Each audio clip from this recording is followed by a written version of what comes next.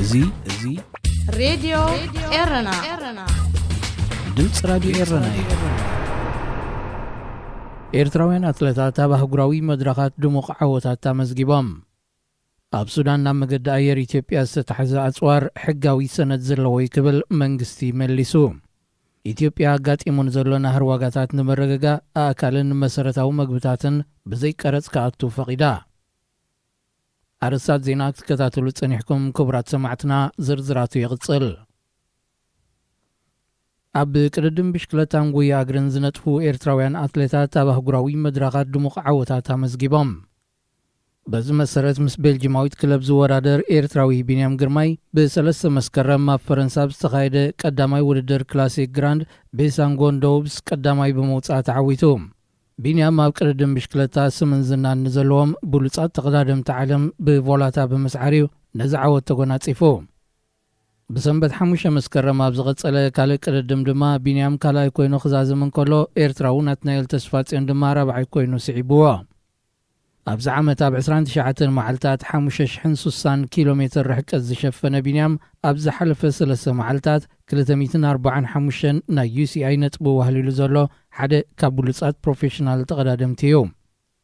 ኣብ ቅድድም ጉያ እግሪ ድማ ቅድሚ 4 ዋርሕ ዜግነት ፈረንሳ ዝወሰደት ኤርትራዊት መቕደስ ወልዱ ሻምፒዮን ቅድድም ጉያ እግሪ 10,000 ሜትሮ ፈረንሳ ኮይና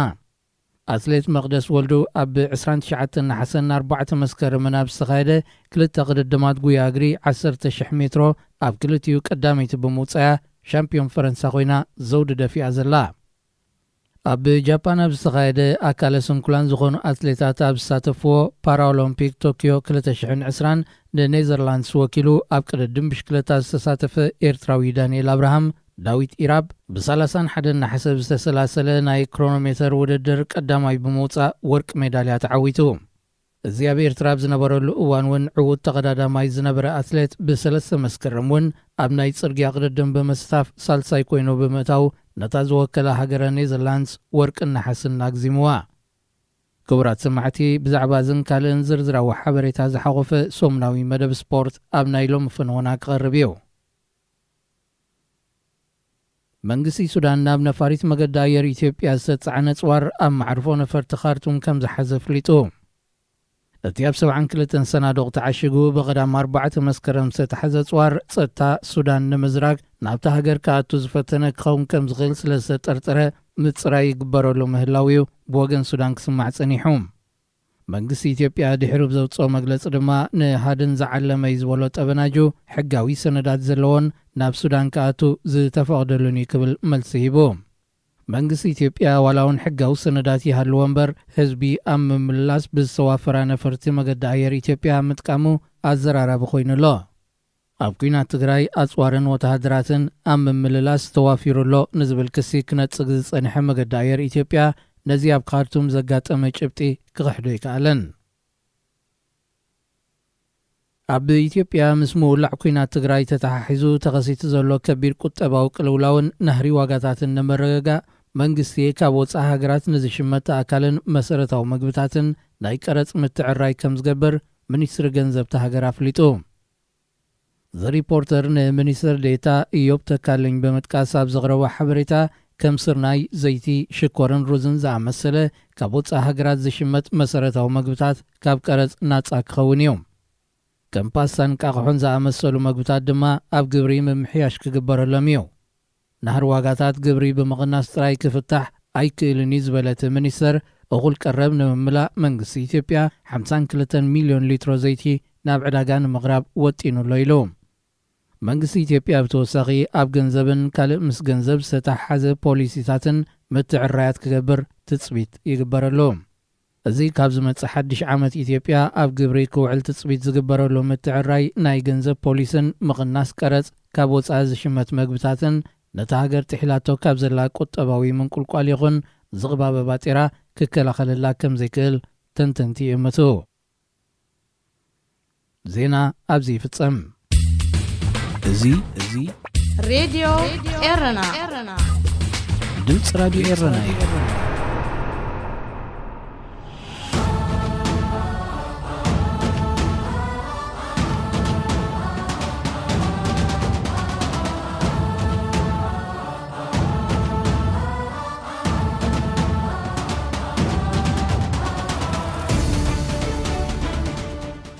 سلام كما يتغنيو زخبركم زخبركن سعبت مدبنا أبناء لومي سول شوعة مسكرم كلتشان عسران حدن سومناوي ناي سبورت فنونا نكعبو عوتات إيرتراوين أتلتات تابي أوروبان جابانن كمون كالو استفلالي حبريتاون أزاناين تحسطات زلو زيناتات سبورت كان أغربلكم هنا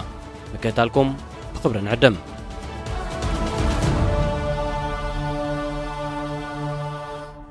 إيرتراوين أتلتات نزحلف سمون بعوت زغبيبهم حليفهمو بعرب سلسة مسكرم أب فرنسا أبك أداماي ولدر كلاسيك جراند بوسكو دوب زتساتفه إيرتراوي تغلداماي بلجماويت وورلد تور تيم انترمارشي وانتي غوبيخ مارتيريو بينيام جرماي نيكم كولومبياوي نايرو كوينتانا فرنساوي تيبو بينوت إيطالياوي أندريا فيندرامن كالو أتنزا مسلو أبك أردن بشكلتها بدرجة عالم جوننسم زلوم تغلدام سعرو قداماي بموتا قام معوت أسيرو بينيام نزي 172 كيلومتر رك الشفنا ولدر زتعوتلو ازو ما قديمهم ستقصو كلتا تقدادمتي نزركبوا حموشه ودادر تزحزت جوجله بفولاتا سعريو ابزي ولدر ايطالياوي بروتيم اندروني جيكاتولي سيدرميك وكيلو زغربه ناتنا التسفات عندما مبل 18 درجه حيزو افلما ورحنا حسي كاب فرنسايت بروتيم ديلكو نابزانا حجي غانتوس تسغاغره ود 21 عامت بينيام دحر زمزغبو تورن عوت بزي اب مريت اوروبا زمزغبكو بخري عوتي ازي حغسي ازي اتزبلص عوتي كوينو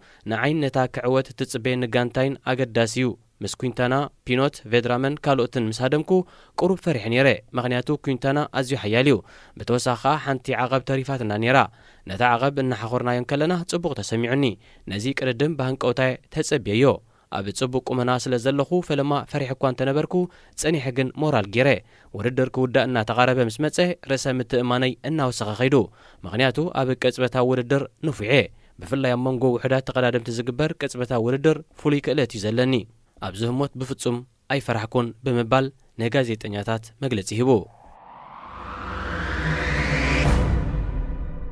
بينيام قدمتي بقدمت مال السنبت بتمساسالي أب فرنسا استخايده مبل 35 وردر كلاسيك تور دودوب أب زهبو قال أزي مودأتا سمون عي أمنا أقداسيو نتور دودوب يفكره سحلف عمد كالا وصنيره أب زعمتكا نقعوتلو عدل كلو يخيليو كنك على سينا إلو نيرو بمسرة قالوغا أبتي 301 كيلومتر رحقات زشفنن أستات حموش ساعتا زوسدن قردم ولاكو قداماي كوتس انت زي كالي بفرنساوي دوريان غوردن ترايتا بليسو كالاي درجة بمحز نتينا يزحلف عمت عودو دقيمو ناتنا يلتسفات ينبوغنو سالساين زوتسه بلجماوي توم باوكوت سعبو رابعي ترتاب مسرح نتي ببينيام سترخبه بولتس عوت درعوو بينيام من ناتنايلن بقدام 4 مسكرمون 181 كيلومتر رحقات ابز تغعزه وددر كلاسيك تور دو جورا سايكليستون زي تقدادمه كون كلو ابزي بعوت فرنساوي بينوت كوسرفنو يتودع وددر بينيام جرماي 10 تقدادم تحقيفه اب مزازمي مسمر نزبصحت كاليت غجله بمرتع 7 درجه حيزو مس قدامت 10 كسرعن كلو ناتنايل كمبل 4 درجه حيزو ابزي عمت اب 29 معلتات 5060 كيلومتر رحقات شفنه بينيام ابز حلف 3 معلتات 245 نايوسي نطبي حفيسلو اب 51 معلتات 8237 كيلومتر استغعزه ناتنايل بوغنو ابزي سالستي 63 نطبي اوهليلو إيرتراويت فرنساويت مقدس ولدو ب29 نحسه أب استاد كومبلكس سبورتيف جان بول شاسبوف أبز السلاسلتو ودر غوي أجري نمقدادم تابليصه قداميت موصا ناي زعمت زي شامبيون هاجر فرنسا خوينا قال 28 عامت مقدس نزي أب تراكز تخايده ناي 10,000 متر ودر نختعمم 33 دقائق 3 كاليتات حتيتوا مقدس بزي كي تجتت بقدام 4 مسكرم أب لانغو بريتني أبز تجبرت مساسال رحق الزلو ناي ترجع ودر تساتيفايا أبزون مودادر تاريخ شامبيون هاجر فرنسا بمقن أوجت أحد سمون تولع عوتاتها مزجبا أبش حنجعت 209 أبي تراس تولت مقدس أبز حلف ورح جنبوتيا ناي فرنسا زي جنت تقبلا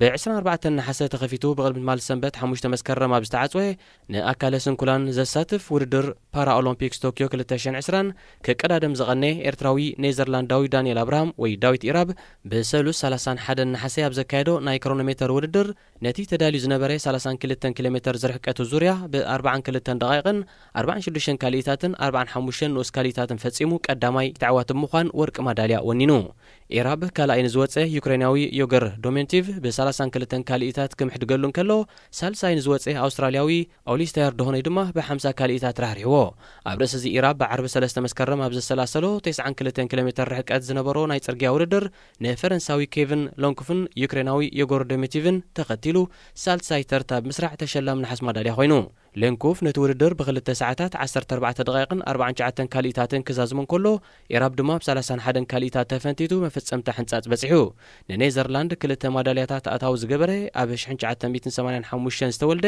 ወዲ 36 ዓመት ኢራብ ኣብ ውድድር ፓራ ኦሎምፒክስ ሪዮ 2016 እውን ኣብ ውድድር ጽርግያ ቀዳማይ ብምውጻእ ብተመሳሳሊ ወርቂ ማዳልያ ተሸሊሙ ነይሩ ኣብ መወዳእታ 9 ሰዓታት ኣርሓ ቀደም ብሽክለታ ኤርትራ ኮይኑ ዝነበረ ኢራብ ኣብ 1999 ኣብ ኢጣልያ ዝተኻየደ ውድድር ክሮኖሜትር ጁኒየር ዓለም 10 ደረጃ ብምሓዝ ንውድ ውጽኢት ከምጽእ ኪሉ ነይሩ ካብ 2000 ዓመተ ምህረት ንድሓር ኣብ ኔዘርላንድ ዝነብር ዘሎን ኣብ 2017 ድማ ናይቲ ሃገር ዜግነት ዝረኸበን ኢራብ ንዝሓለፈ 10 ዓመታት ማርኮ ፖሎ ሲሲኤን ከምኡን ቢቲ ምስ ተባህላ ኮንቲኔንታል ክለባት ተሓቂፉ ክቀዳደም ጸኒሑ ኪላ ኒድሪያ ፒሬራ ሳሜዶ ትበሃል እዛ ተወላዲት ኬፕ ቨርደ ዝኾነት ጓል 32 ዓመት ዓይነ ስውርቲ ኣብ ውድድር ጉያ እግሪ ሓፂር ርሕቀት እትነጥፍ ኣትሌት እያ ንሃገራ ወኪላ ናብ ውድድር ፓራ ኦሎምፒክስ ቶኪዮ 2020 ኣምሪሓ ዝቐነየት ሰሜዶ ብሓሙስ 2 መስከረም ኣብ ውድድር ጉያ እግሪ 200 ሜትሮ ተቐዳዲማ ነይራ ኣብዚ ውድድር 4ይ ደረጃ ብምሓዝ ናብ ዝቕጽል መድረኽ ክትሰግር ዘይከኣለት ሰሜዶ ዋላ እኳ ኣብ ዝረኸበቶ ውፅኢት ሕጉስቲ እንተዘይኮነት ካልእ ካብቲ ሜዳ ባሂልዋ ክትወፅእ ዘኽኣላ ኣጋጣሚ ግን ኣይሰኣነትን ሰሜዶ ውድድራ ምስ ወደት ማኑኤል አንቶኒዮ ቫዝ ደ ቬዥያ ዝተባህለ ንዓኣ ክመርሕ ናብ ሜዳ ዝኣተወ ጎበዝ ቀለቤት ኣዳልዩ ኣብ ትሕቲኣ ተንበርኪኹ ኣብ ቀድሚ ካልኦት ተወዳደርትን መራሕተንን ንኽትምርዓውን ናይ ዘለኣለም መጻምቲ ንኽትኮኖን ሕቶ ኣቕሪቡላ ኣብ ውድድር ፓራ ኦሎምፒክ ዝሳተፋ ዓይነ ስውራን ኣትሌታት ጎኒ ጎነን ምስአን ብዝጎዩ ውልቀ ሰባት ብንእሽቶ ገመድ ተኣሲረን እናተመርሓየን ውድድረን ዘሳለጣ ሰሜዶን ዳቫይጋን ብገመድ ጥራይ ዘይኮነስ ብልቦም እንኮላይ ተኣሳሲሮም ስለ ዝነበሩ ድማ መልሲ ሰሜዶ ንሕቶ ዳቫይጋ ሕራይ ዝብል ነይሩ ማሌዥያዊ ኣትሌት መሐመድ ዚያድ ዞልኮፍሊ ኣብ ዓውዲ ዳርባ ዓረር ንኽሳተፊዩ ኣብ ውድድር ፓራ ኦሎምፒክስ ቶኪዮ 2020 ቀሪቡ ኣብቲ ብሰሉስ 31 ነሓሰ ዝተኻየደ ውድድር ድማ ንመተሃላለኽቱ በሊጹ ቀዳማይ ተዕዋቲ ኮይኑ ይኹን እምበር እዚ ወዲ 31 ዓመት ኣትሌት ነታ ረሃፁ ዘፍሰሰላ ወርቂ ማዳልያ ንኸንጠልጥላ እናተጸበየን ከሎ ብወደብቲ ናይቲ ውድድር ውጽኢቱ ከም ተሰረዘን ዝኾነ ይኹን ሽልማት ከም ዘይወሃቦን ተነጊርዎ እቲ ምኽንያት ድማ ናብ ውድድር ብ3 ደቂቕ ዶንጊኡ ስለ ዝመጸዩ ዞልኮፍሊ ምኽንያት መደንጎዩ ነቲ ኣብ መዳለዎ ቦታ ተረኸቡ ዝብል ብመጉልሒ ድምፂ ዝተፈነወ መልእኽቲ ስለ ዘይሰምዖ ምዃኑ ይገሊጹ ነቲ ጉዳይ ዝረኣዮ ዳኛ ግን ነቲ ዝቐረበ መረዳእታ ምኹንያ ኣይኮነን ብምባል ነጺግዎ እቶም ወደብቲ ኣካላት ንዞልኮፍሊ ፈለማ ንኽወዳደር ኣፍቂዶምሉ ክነእሶም ምስ ተዓወተ ኮርተ ገምጠል ሽልማቱ ክኽልክልዎ ብምውሳኖም ንብዙሓት ኣፍቀርቲ ስፖርት ብሓፈሻ ንማሌዥያውያን ከዓ ብፍላይ ኣመና ኣቆጢዑ ይርከብ ኣባል ባይቶ ማሌዥያ ፋህሚ ፋድዚል ነዚ ዞልኮፍሊ ክብረ ወሰን ሰይሩ ዝረኸቦ ወርቂ ማዳልያ ሕደጉ ኣይትስረቕዎ ብምባል ተቃውሞ ክገልጽ እንከሎ ሚኒስተር ስፖርትን መንእስያት ሃገር ኣሕመድ ፋይዙልካ 5 ዓመታት ንዝፀዓረሉ ዓወት 5 ደቂቕ ዘይመልእ ግዜ ዶንጊ ኻይልኩም መንፈሱን ተስፉን ዓኒኹሞ ብምባል ወቐሱ ኣስሚዑ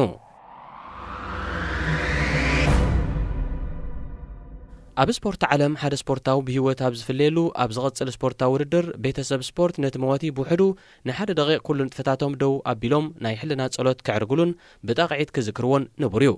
ኣብ ሓደ እዋን ኣብ ፕሪምየር ሊግ ዓዲ እንግሊዝ ትነጥፍ ዝነበረትን ሕጂ ድማ ኣብ ሊግ ሓደ ወሪዳ ትጻወት ዘላን ክለብ ዊጋን ሓደ ብሕማም መንሽሮ ካብ ዝጥቃዕ ነዊሕ እዋን ዘቑፀረ ቫለንቲን ኬት ዝተባህለ ዕሉል ደጋፍ ኣለዋ بقدام 28 نحاسه مس بورتسماوث قدمي مقطعما دما حدا داريل دافدن سمو دغافيا ابتي ساعه تاغانتا استفلالي حبريتاتات زلواوطلو ناي واتساب ጉጅለ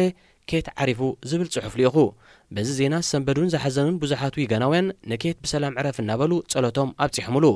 ይኹን እምበር እዚ መርዲ እዚ ጋን ዝኾኖ ቫለንቲን ኬት ከም ዘይሞተን ብህይወት ከም ዘሎን መልእኽቲ ክሕልፍ እንከሎ ነቲ ናይ ሞት ሓበሬታ ብምልኣኽ ንኹሉ ሰብ ናብ ሓዘን ሸመመ ዳቪድን ድማ ኣነ ዝበልኩ እቲ ዋኒነይ ዝኾነ ኬት ዝተባህለ ደርሆማየ እምበር ኬት ዝስሙ ሰብ ሞይቱ ኣይበልኩን ዝብል ተወሳኺ መልእኽቲ ሰዲዱ ብድሕሪ ብርክት ዝበሉ ደገፍቲ ዊጋን እንስሳውን ህይወት ይሒዙ ስለዚ ክለብና ክትሓዝነሉ ኣለዋ ኢሎም ኣብ ማሕበራዊ ሚድያ ጻውዒት ስለ ዘቕረቡ እታ ጋንታ ኣብ እዋን ዕረፍቲ ናይቲ ንፖርትስማውዝ ሓደ ባዶ ሰዓረትሉ ግጥም ንመዋቲ ደርሆማይ ኬት ስእሉ ኣብ ዓቢ ኤሌክትሮኒካዊ ሰሌዳ ናይቲ ስታድዮም ብምልጣፍ ንሓደ ደቂቕ ብጣቕዒት ተዓዘብቲ ተሰንያ ኣኽቢራቶን ዘኪራቶን ክለባት ኩዕሶ እግሪ ኤውሮጳ ሚልዮናት አውጽን ተጻወቲ ክዕድጋን ከለዋ ዝበዝሐ ክፋል ወይ ድማ ሙሉእ ብሙሉእ ናይቲ ንምዕደገ ተጻወቲ ዝኽፈል ወጻኢታትን ብሽያጥ ማልያ ናይቲ ዝተዓደገ ተጻወታይ ክሽፍንዎ ከም ዝኽእላ ብሰፊሑ ክንገር ዝጸንሐ ዕላልዩ እዚ ድማ ብሙሉእ ናይቲ ካብ መሸጣ ማልያ ዝርከብ ኣታዊ ናብ ካዝና ተን ክለባት እዩ ዝኣቱ ዝብል ፈጠራዊ ዕላል ንዓመታት ክዝርጋሕ ስለ ዝጸንሐ እዩ መርበብ ሓበሬታ ቢቢሲ ኣብ ዝሓለፈ ሰሙን ግሉጽ ከም ዝገበሮ እንተዳ ኮይኑ ካብ መሸጣ ማልያታት ተጻወቲ ብቐዳምነት ተጠቀምቲ ዝኾና ኣካላት ከም አዲዳስ፣ ፑማ፣ ናይክን ካልኦትን ዝኣመሰላ ዓርሞሽሽ ትካላት መፍረ ናውቲ ስፖርትን ኣብ ዩኒቨርሲቲ ሼፈልድ ሃላም መምህር ፊናንሳዊ ስፖርት ዝኾነ ዶክተር ዳን ፕላምሌይ ንመሸጣ ማልያ ዝምልከት ስምዕ ኣቐዲሙ እዩ ኣብ መንጎተን ክለባትን እተን ኣፍረይቲ ናውቲ ስፖርትን ዝካየድ በቲ ስምዕ መሰረትካ ኣታዊ መሸጣ ማልያታት ብሙሉእ ወይ ከዓ እቲ ዝበዝሐ ክፋሉ ሕዛእቲ ኣፍረይቲ ናውቲ ስፖርት እዩ ይብል ንኣብነት ማንቸስተር ዩናይትድ ኣብ 2014 ምስ ኩባንያ አዲዳስ ን10 ዓመታት ዝኸይድ ዓመታዊ 75 ሚልዮን ፓውንድ ብሓፈሻኻ 750 ሚልዮን ፓውንድ እትረኽበሉ ውዕል ኣትያ ነይራ እታ ጋንታ ቀዲማ ምስ ኩባንያ ናይክ ውዕል ዝነበራ ክኸውን ከሎ ዓመታዊ ድማ 23.5 ሚልዮን ፓውንድ ካብቲ ኩባንያ ተቐበል ነይራ እዚ ድሒራ ምስ ኩባንያ አዲዳስ ዝፈጸመቶ ውዕል ድማ ነቲ ኣብ መንጎ ክለብ ሪያል ማድሪድን ኩባንያ አዲዳስን ክብረ ወሰን ሒዙ ዝነበረ ዓመታዊ ክሳብ 31 ሚልዮን ፓውንድ ዝበጽሕ ውዕል ዝሰበረ ነይሩ እቲ ክልታው ስምዕ ብምስጢር ስለ ዝተታሕዘ ዩናይትድ ካብ ኣታዊ መሸጣ ማልያ ዝተወሰነ ሚእታዊት ትምቀል ድያ ዋላ ኣይትምቀልን ርግጸኛ ኮይና ክንዛረብ እኳ እንተዘይተኻእለ ዶክተር ዳንግን እቲ ዩናይትድ ክትምቀሎ ትኽእል መጠን ገንዘብ ካብ 5 ክሳብ 10 ሚእታዊት ናይቲ ኣታዊ ክሓልፍ ኣይክእልን እዩ እዚ እውን እንተኾነ ዝተወሰነ ቁፅሪ ማልያታት ድሕሪ ምሻጥ እዩ በዚ መልክዕ ዩናይትድ ካብ 100 ፓውንድ ዝሽየጥ ማልያ 5 ፓውንድ ጥራያ ክትረክብ ተኽእሎ ዘለዋ ብምባል ብርጉጽነት ይዛረብ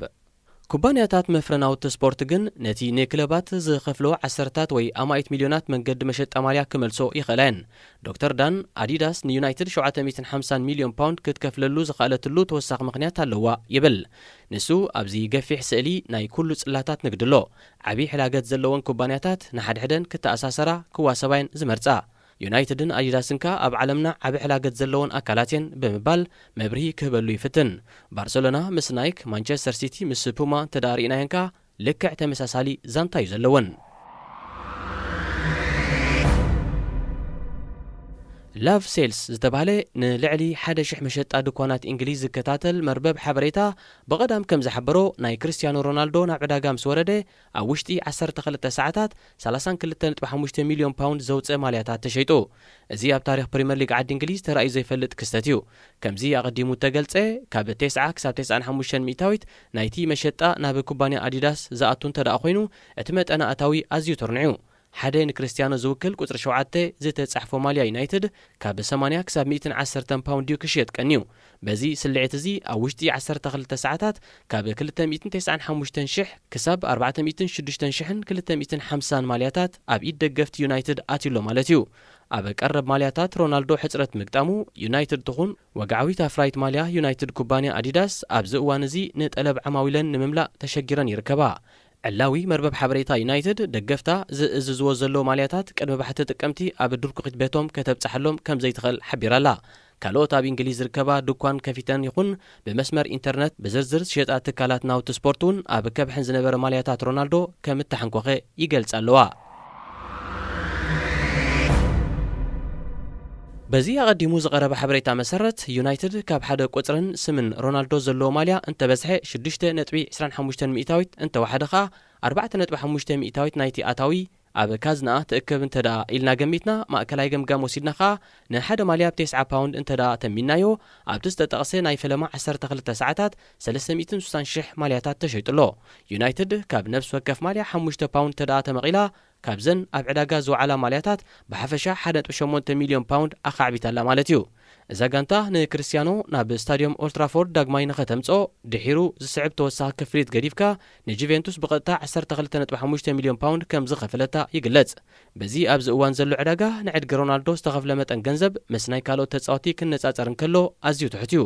ናይዚ ወዲ 36 ዓመት ተጻዋታይ ማልያ ኣብ ውሽጢ ሓጺር እዋን ክሳብ 360,000 ማልያታት ተሸይጡ ከብቅዕ ማንቸስተር ካብቲ ልዕሊ 32 ሚልዮን ፓውንድ ዘውፅእ ማልያታት ዝረኸበቶ ኣታዊ ድማ 2 ሚልዮን ፓውንድ እውን ክበጽሕ ካብ ዘይከኣለ እቲ ጋንታታት ንዕድጊ ተጻወቲ ዘጥፍኦ ገንዘብ ብመንገዲ መሸጣ ማልያ ሙሉእ ብሙሉእ ወይ ከዓ ዝበዝሐ ክፋሉ ይመልሶን ዝብል ልሙድ ዘረባ ብፍላይ ምዚ ዋጋታት ተጻዋቲ 100 ክሳብ 200 ሚልዮን ፓውንድ በጽሕሉ ዘሎ እዋን ብምንጽጻር ክረአን ከሎ እቲ ዘረባ ኣብ ክውንነት ዘይተመርኮሰ ተራዕላል ምዃኑ ኣብ መደምደምታ ክብጽሐሉ ዘይካል ዋላ ሓንቲ ምኽንያት የለን። ተወላዲት ሜክሲኮ ተጓሳጢት ያኔት ዘካርያ ዛፓታ ኣብ መድረኽ መኸተ ጉስጢ ብዝወረዳ ማሰይቲ ብሐሙስ 2 መስከረም ህይወታ ሲና። እዛ ጓል 18 ዓመት ተጓሳጢት እቲ ኣብ ሆስፒታል ክትዕቆብ ዘገደዳ ማሰይቲ ቅድሚ ሓደ ሰሙን ምስ ካናዳዊት ማሪ ፒር ሆል እናገጠመትን ከላዩ ኣጓኒፍዋ። እቲ ኣብ ሞንትሪያል ካናዳ ዝተሰላሰለ ግጥም በቲ ኣብ ዛፓታ ዝወረደ ከቢድ መጉዳእቲ ኣብ 4ይ ዙር ብዓወት ሆል ከም ተፈጸመ ተሓቢሩ። ነቲ ግጥም ዝወደበ ይቮን ሚሸል ንሞት ዛፓታ ንኣፍቀርቲ መኸተ ጉስጢ ኣብ ዘርዳኣሉ እቲ ሓበሬታ ካብ ስድራ ዛፓታ ከም ዝረኸቦ ብምጥቃስ ዝተሰምዖ መሪር ሓዘን ገሊጹ። ኣብ ልዕሊ ዛፓታ ሞት ዘስዓበ ማሰይቲ ዘውረደት ተጓሳጢት ሆል ቦገና መኸተ ጉስጢ ሓደገኛን ብዙሕ ስጋኣታትን ዝሓዘለዩ ስራሕናን ተምሳጥናን እዩ ድማ ንመጋጥምተይ ኮነ ኢለ ብኸቢድ ካሲ ብፍጹም ሃቂና ይፈልጥን እየ ብምባል ብምኽንያት እቲ ዘጋጠመ ሞት ስምዒታን ሓዘናን ገሊጻ። ክቡራት ተኸታተልትና ንሎሚ ኣዳሊናዮ ዝነበርና ሰሙናዊ መደብ ስፖርት ዛዚምና ኣሎና። ዝመጽእ ሰሙን ብኻልእ ዝተፈላለየ ትሕዝቶታት ክሳብ ንራኸብ ንኹልና በብዘለናዮ ሰላምን ጥዕናን። እዚ ሬድዮ ኤረና ድምፂ ራድዮ ኤረና እዩ።